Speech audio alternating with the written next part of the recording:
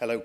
So, my name is Tom Walters. I'm from a company called Cantarus, and I'm here to tell you today about some learnings from the e-commerce world that we can apply to the world of mobile apps. Now, before I get started, research indicates that if audiences feel an emotional connection with a speaker, they tend to absorb material faster, but because this is a lightning talk, I'm going to do this quite speedily. So here's me riding a horse, here's an Oreo cheesecake that won me Star Baker in the office, quite proud, and here I am relaxing with my cat Colin over the weekend. So now that we're bonded, I'm already feeling the connection. This is really good.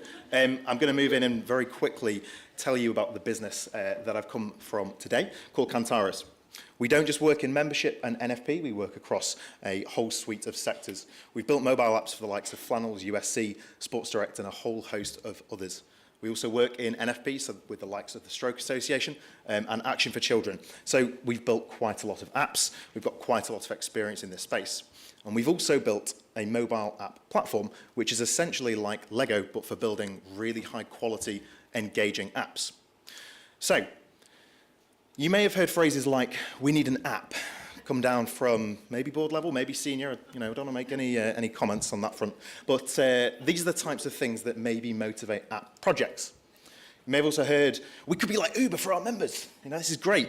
That's okay, but do you have 1,000 people ready to work on your app? Not sure. And then someone's like, won't someone think of the millennials? Okay, the kids love apps, right?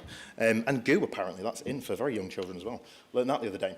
And so these may all be going around your organizations, but I tend to think that actually, if you're not convinced, we need to look at pie, not that type of pie, this type of pie, which tells us about the total share of minutes that people spend online. And here we can see that 63% of all time spent online is within a mobile app. Only 25% of that is on desktop. This has been shifting hugely over the past few years. If we recontextualize this, we can see that on mobile, 85% of time is spent within an app. Think about your own experiences. When you're here today, when you were on your way here this morning, you were using apps most likely, maybe checking out the conference website. So I know what you're thinking. Tom, your argument's very convincing, give me an app. It's only a lightning talk, so we can't do that just now.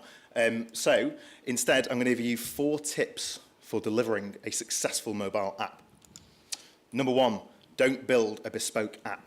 Okay? Unless you literally do have a team of 1,000 people, it's very unlikely that you will succeed over the long term. Okay? It'd be very expensive, very risky, also very difficult to sell to that excitable board member.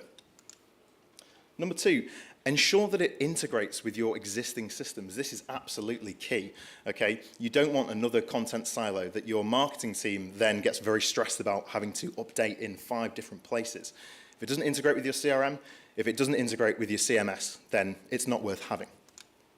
Number 3, focus on year-round engagement.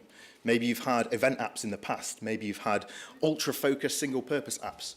These are great for demonstrating how apps can be engaging, but actually, if your members or your event attendees delete it after the event, then you've kind of lost them. And there's a lot you can do for year-round engagement.